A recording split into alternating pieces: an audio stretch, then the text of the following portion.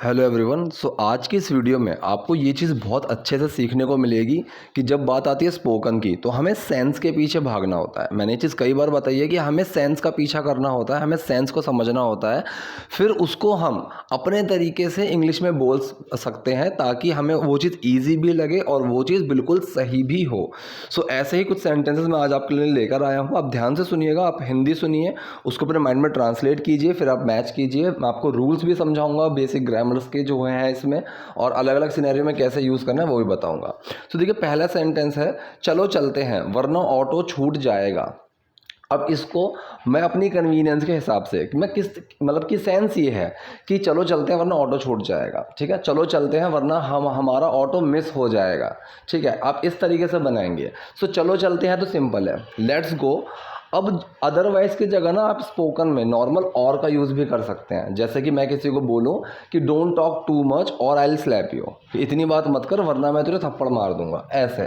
और का हम यूज़ अदरवाइज के तौर पे भी कर देते हैं स्पोकन में।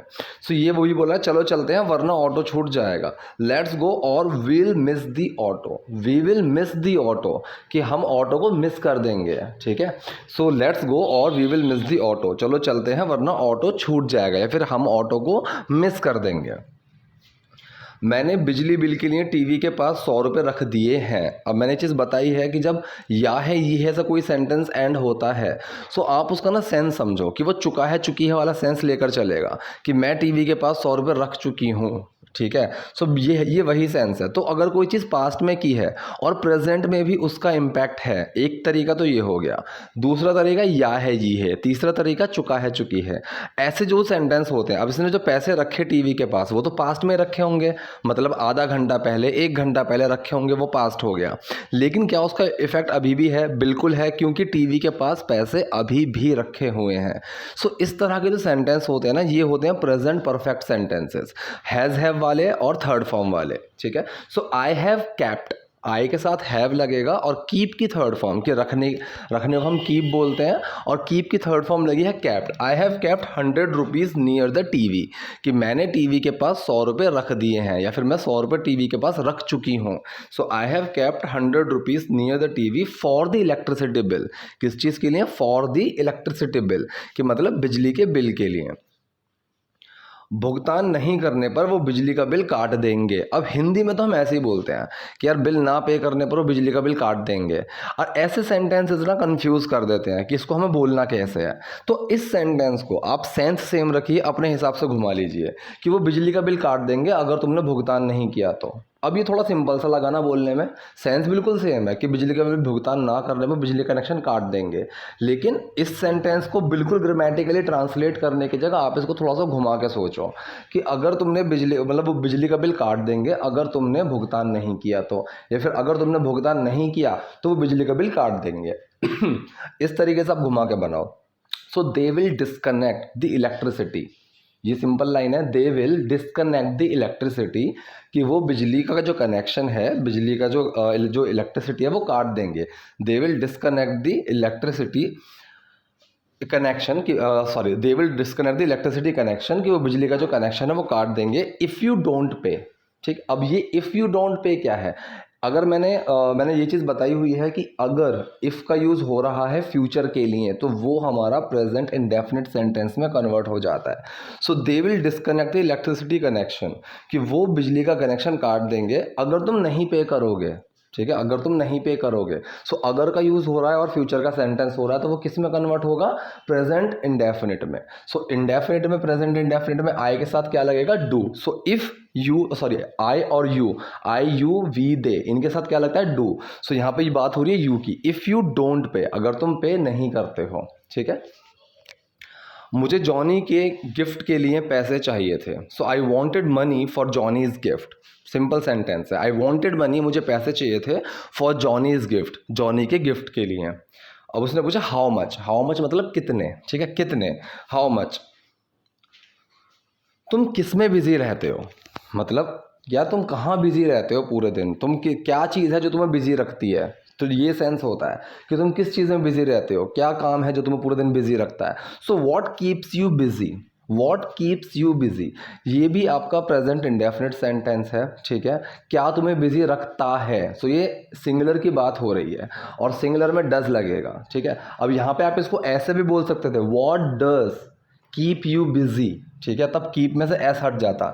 लेकिन स्पोकन में मैंने कई बार बताया हुआ है, इस तरह के सेंटेंसेस आपको बहुत कॉमन मिलेंगे, ठीक है, बहुत कॉमन है कि जो ग्रामर को बिल्कुल ही थोड़ा चैलेंज कर रहे हैं। So what keeps you busy, कि तुम्हें क्या बिजी रखता है। अब आप इसको ऐसे भी बोल सकते हो कि व्हाट मेक्स यू हैप्पी, ये आपने कई बार सुना होगा कि व्हाट मेक्स यू हैप्पी, तुम्हें क्या खुश करता है, ठीक है। दिस मेक्स मी हैप्पी, ये चीज़ मुझे खुश करती है, ऐसे, ठीक है। सो तुम किस में बिजी रहते हो, क्या है जो तुम्हें बिजी रखता है, what keeps you busy.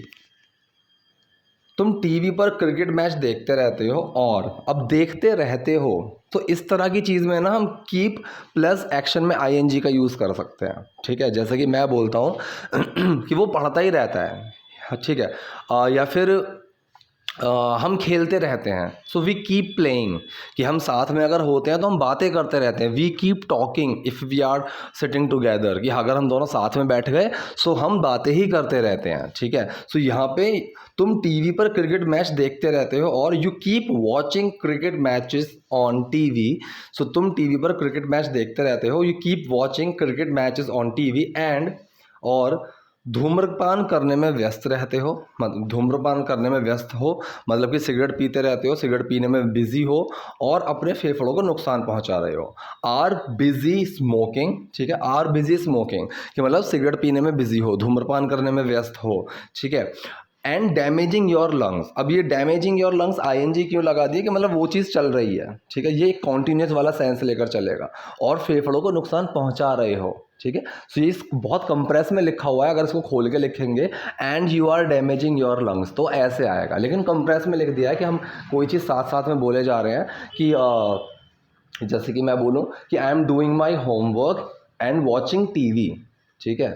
So I am doing my homework, मैंने यहाँ पे पूरा सेंटेंस लगा दिया, I am doing my homework, I के साथ एम भी लगा दिया, उसी कॉन्टेक्स्ट में मैंने जोड़ दिया एंड वॉचिंग टीवी, ठीक है, और टीवी देख रहा हूँ, ठीक है, तो वो चीज़ भी उसी कॉन्टेक्स्ट में आ गई। सो यहाँ पे पूरा सेंटेंस पीछे से चलता हुआ आ रहा है, एंड डैमेजिंग योर लंग्स, और अपने फेफड़ों को नुकसान पहुँचा रहे हो। तुम्हारे पास और क्या काम है, या फिर हम ऐसे बोलते हैं ना कि तुम्हारे पास और काम ही क्या है, तुम्हारे पास काम क्या है, और ठीक है, ऐसे हम बोलते हैं काम क्या है तुम्हारे पास, वो चीज़ हम कैसे बोलेंगे, what other work do you have, ठीक है। अदर वर्क मतलब और क्या, उस वो वाला सेंस आता है कि और क्या काम। So what other work do you have, तुम्हारे पास और क्या काम है, what other work do you have. एक महीने से छत टपक रही है, ठीक है, the roof has been leaking since a month. तो ये कौन सा सेंटेंस है, ये आपका प्रेजेंट परफेक्ट कॉन्टिन्यूस सेंटेंस है, कि कोई चीज़ कंटिन्यूटी में है, कोई चीज़ अभी जारी है, लगातार हो रही है, और वहाँ पे मैंने टाइम भी मेंशन कर दिया कि कब से हो रही है, ठीक है। अगर मैंने वहाँ पे टाइम भी मेंशन कर दिया, अगर मैं बोल रहा हूँ कि मैं पढ़ रहा हूँ, ठीक है, आई एम स्टडिंग, तो ये हो गया प्रेजेंट कॉन्टिन्यूस सेंटेंस। अगर मैं वहाँ पे टाइम भी मेंशन कर दूँगी कि मैं पिछले 2 घंटों से पढ़ रहा हूँ, सो ये हो गया प्रेजेंट परफेक्ट कॉन्टिन्यूस सेंटेंस, ठीक है। सो सब कुछ सेम रहता है, इज एम आर लगेगा, आईएनजी लगेगा एक्शन में, ठीक है, लेकिन एक छोटा सा चेंज होता है कि यहाँ पे यहाँ पे टाइम की बताने के लिए सिंस और फॉर का यूज़ हो जाता है। जैसे इस सेंटेंस में बोला 1 महीने से छत टपक रही है, द रूफ, ठीक है, द रूफ हैज़ बीन, यहाँ पे हैज़ बीन का यूज़ होता है, sorry, the roof has been, अगर सिंगुलर है तो हैज़ बीन का यूज़ होगा, अगर प्लूरल है तो हैव बीन का। तो छत क्या है, छत सिंगुलर है, the roof has been leaking, ठीक है, लीकिंग का मतलब टपकना, ठीक है, मतलब कहीं से लीक हो रही है, रिसना, शुद्ध हिंदी में बोले तो रिसना। The roof has been leaking, कि जो छत है वो टपक रही है, सिंस अ मंथ मतलब 1 महीने से, ऐसे। सो 1 महीने से छत टपक रही है, the roof has been leaking since a month. तुम घर पर हो और कम से कम छत तो ठीक कर सकते हो, ठीक है। अब ये तुम घर पर हो तो सिंपल है, you are at home, you are at home, तुम घर पर हो। कम से कम के लिए हम यूज़ करते हैं एटलीस्ट, ठीक है, कि यार कम से कम इतना तो कर सकते हो, जो वो वाला कम से कम होता है ना, कि कम से कम उससे बात तो करो, कम से कम मेरी बात तो सुनो, सो उसके लिए हम यूज़ करते हैं एटलीस्ट, ठीक है। और कम से कम छत तो ठीक कर सकते हो, and at least mend the roof, ठीक है, and at least mend the roof. अब मेंड का मतलब क्या होता है, मरम्मत करना, ठीक है। तो मरम्मत करने को हम बोलते हैं mend. So at least mend the roof, कि कम से कम छत ठीक कर सकते हो, छत ठीक कर दो, वो वाला सेंस है। मुझे 500 रुपये चाहिए, I want 500 rupees. Simple sentence है, इसमें तो कुछ समझाने वाला ऐसा है ही नहीं। सो आई वॉन्ट 500 रुपीज़, मुझे 500 रुपये चाहिए। अब ये कह रहे उसे बिगाड़ो मत। सो बिगाड़ने को, किसी की आदत ख़राब करने को हम बोलते हैं स्पॉइल। अब बच्चों को भी हम बोलते हैं ही इज़ स्पॉइल्ड, कि भाई ये बिगड़ा हुआ है, ऐसे हम बोलते हैं। सो उसे बिगाड़ो मत, don't spoil him, don't spoil him. अब स्पॉइल का मतलब ना, बाकी चीज़ भी जैसे ख़राब हो जाती है उनके लिए भी हम लगा देते हैं। जैसे दूध ख़राब हो गया, फिर कोई खाने की चीज़ है वो ख़राब हो गई, तो वहाँ पर भी हम स्पॉइल का यूज़ कर देते हैं। और इंसान की जब बात चल रही है तब भी हम स्पॉइल का यूज़ कर देते हैं। सो यहाँ पर उसने बोला उसे बिगाड़ो मत, don't spoil him, don't spoil him. मेरे पास बर्बाद करने के लिए पैसे नहीं हैं, ठीक है। मेरे पास बर्बाद करने के लिए पैसे नहीं हैं, ये भी सिंपल सेंटेंस है। आई डोंट हैव मनी, मेरे पास पैसे नहीं है, टू वेस्ट, बर्बाद करने के लिए, ठीक है। फॉर वेस्टिंग भी आ जाता है यहाँ पे, अगर आपने फॉर वेस्टिंग सोचा था तो वो भी ठीक है। I don't have money for wasting, ये भी ठीक है। और I don't have money to waste, ये भी ठीक है। सो मेरे पास बर्बाद करने के लिए पैसे नहीं हैं, I don't have money to waste. अब ये कह रहा है कि तुम मुझसे झूठ क्यों बोल रही हो, why are you lying to me, ठीक है। ये कौन सा सेंटेंस है, ये तो आपका नॉर्मल प्रेजेंट कॉन्टिन्यूस सेंटेंस है। Why are you lying to me, तुम मुझसे झूठ क्यों बोल रही हो। तुम्हारे खाते में पैसे हैं, you have money in your account, ठीक है। अब तुम्हारे खाते में पैसे हैं, ये चीज़ ना कन्फ्यूज कर देगी, ठीक है, कि इसको हम कैसे बोलें। तो ऐसे सेंटेंसेस को ना सेंस समझ के उसको अपने हिसाब से ग्रामर में कन्वर्ट करके तब सेंटेंस बनाया जाता है। सो तुम्हारे खाते में पैसे हैं, सो यू हैव मनी, तो तुम्हारे पास पैसे हैं, इन योर अकाउंट, तुम्हारे खाते में। ऐसे इन सेंटेंसेस को बनाया जाता है। बिल्कुल वर्ड टू वर्ड अगर ग्रामेटिकल पीछे भागोगे तो वो चीज़ बहुत कन्फ्यूज़ कर देगी, ठीक है। सो तुम्हारे खाते में पैसे हैं, you have money in your account. मैं तुम्हें नहीं दूंगी, ठीक है। I won't give it to you, मैं तुम्हें वो नहीं दूंगी, मैं तुम्हें नहीं दूंगी। I won't give it to you, मैं तुम्हें नहीं दूंगी, ठीक है, ओके। सो मैं तुम्हें नहीं दूंगी, ठीक है। I won't give it to you, won't क्या है, ये विल नॉट की ही कंप्रेस्ड फॉर्म है, ठीक है। So I will not give it to you, okay, मैं तुम्हें नहीं दूंगी, ठीक है। अब ये कह रहा है 500 रुपये कहाँ से लाऊंगा। अब इस सेंटेंस को आप सोच के देखो कैसे बनाओगे। 500 रुपये कहाँ से लाऊंगा, अब लाना, खरीदना, पाना, मिलना, सब इन चीज़ों के लिए हम गेट का यूज़ करते हैं। ये चीज़ मैंने कई बार वीडियो में बताई हुई है। सो 500 रुपये कहाँ से लाऊंगा, मतलब मुझे कहाँ से मिलेंगे 500 रुपये, ठीक है। सो फ्रॉम वेयर, कहाँ से, विल आई गेट 500 रुपी, कि 500 रुपये मुझे मिलेंगे। सिंपल सेंटेंस है, इतना मुश्किल नहीं है। So from where will I get 500 rupees, ठीक है। ये तो हो गया मिलने वाली बात। अगर मान लो यहीं से इसी सेंस में कुछ खरीदने वाली बात है, कि अगर मैं किसी को बोलूँ कि जाओ मेरे लिए शर्ट खरीद कर लाओ, ठीक है। अब वो पूरी मार्केट में घूम लिया, कोई कपड़ों की दुकान ही नहीं है। तो अगर वहाँ पे भी वो किसी से पूछे कि यार एक बात बताओ, where can I get the shirt from, कि मुझे शर्ट कहाँ मिलेगी, तो वो खरीदने वाली सेंस है। तो मतलब अगर मैंने किसी से वहाँ पे किसी ने पूछा कि यार tell me one thing, where can I get a shirt from, तो मतलब वहाँ खरीदने वाली बात है कि मैं शर्ट कहाँ से खरीद सकता हूँ। सो मिलना, खरीदना, ये सब चीज़ों में लेना, मिलना, खरीदना, पाना, और इन सब चीज़ों में किसी के लिए कोई चीज़ लेना, वो इन सब चीज़ों में गेट का यूज़ होता है। सो ये कह रहा है 500 रुपये कहाँ से लाऊंगा, from where will I get 500 rupees. अब ये कह रहा है, इसका दोस्त कह रहा है खेल खेलो, जीत गए तो 500 रुपये मिलेंगे। अब ये जो मैंने लिया है सेंटेंस, एक चीज़ समझाने के लिए लिया है। खेल खेलो तो सिंपल है, प्ले गेम, जीत गए तो 500 रुपये मिलेंगे, ठीक है। अब ये सेंटेंस को अगर आप ग्रामेटिकली पीछे पीछे भागोगे तो कंफ्यूज करेगा। इस सेंटेंस को हमें घुमाना कैसा है, अगर तुम जीत गए तो तुम्हें 500 रुपये मिलेंगे। सो पहले तो तुम यहाँ पे यूज़, ये इतना सेंटेंस पकड़ो कि अगर तुम जीत गए, तो ये फ्यूचर की बात चल रही है अगर के साथ। अब इफ़ लगेगा, फ्यूचर का सेंटेंस लगेगा, तो वो प्रेजेंट इंडेफिनिट में कन्वर्ट हो जाएगा, ठीक है, कि अगर तुम जीत जाते हो। सो इफ़ के साथ यू और यू के साथ डू लगेगा, और डू जब एक्शन में छुपेगा कोई चेंज नहीं होता। सो इफ़ यू विन, अगर तुम जीत जाते हो, इफ़ यू विन, तुम्हें 500 रुपये मिलेंगे, यू विल गेट 500 रुपीज़, ठीक है, you will get 500 rupees. Simple sentence लगा।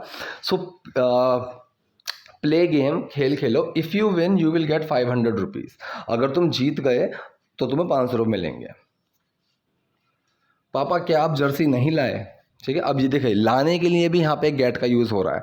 पापा तुम क्या आप जर्सी नहीं लाए, dad didn't you get the jersey, didn't you, ठीक है, डिड यू नॉट, उसकी कंप्रेस्ड है ये। Did you not get the jersey, तो पास्ट इंडेफिनिट सेंटेंस है ये। So didn't you get the jersey, क्या आप जर्सी नहीं लाए?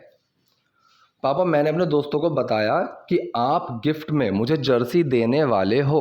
ठीक है, अब यहाँ पे एक चीज़ तो ये समझ लीजिए कि कोई चीज़ करने वाला है कोई, या फिर कोई चीज़ होने वाली है, सो वहाँ पे हम यूज़ करते हैं गोइंग टू का। ठीक है, अगर कोई चीज़ होने वाली है, मतलब आज हो रही है, कल हो रही है, या फिर अगले हफ्ते होने वाली है, सो वहाँ पे हम उस चीज़ को यूज़ करते हैं गोइंग टू का। लेकिन कोई चीज़ अगले ही सेकंड होने वाली है, तो वहाँ पे हम यूज़ करते हैं अबाउट टू का। ठीक है, ऐसी हम बात करते हैं। सो यहाँ पे जो गिफ्ट देने वाला है, ये देने वाला है मतलब इसके बर्थडे पे, शायद अगले हफ्ते आएगा या अगले दिन आएगा। सो यहाँ पे अभी नहीं होने वाली है, अगले ही सेकंड नहीं होने वाली है वो चीज़, सो यहाँ गोइंग टू का यूज़ आएगा। अब देखिए कैसे आएगा।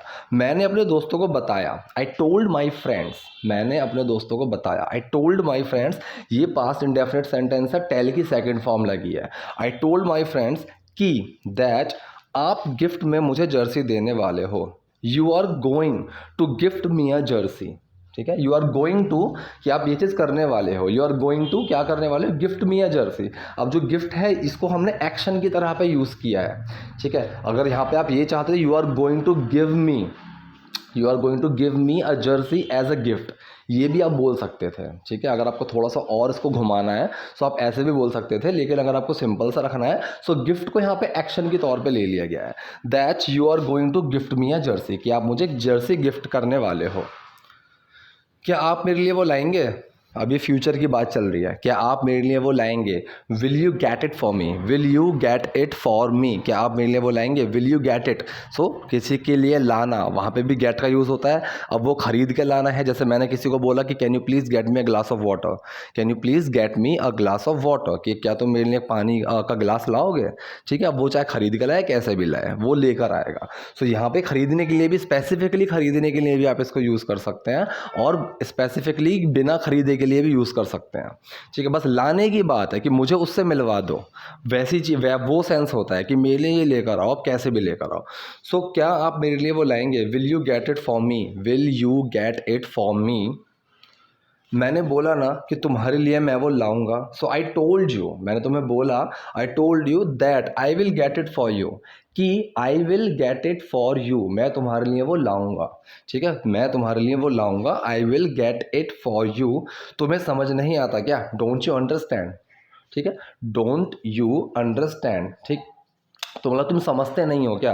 आप उस सेंस में इसको समझने की कोशिश करो कि प्रेजेंट इंडेफिनिट सेंटेंस का सेंस लेकर चलेगा कि तुम समझते नहीं हो क्या, तुम्हें समझ में नहीं आता क्या, डोंट यू अंडरस्टैंड। ठीक, अब इसकी वाइफ पूछ रही है क्या तुमने मालिक से छत टपकने के बारे में बात की, या फिर टपकती हुई छत जो है ये, इसके बारे में बात की।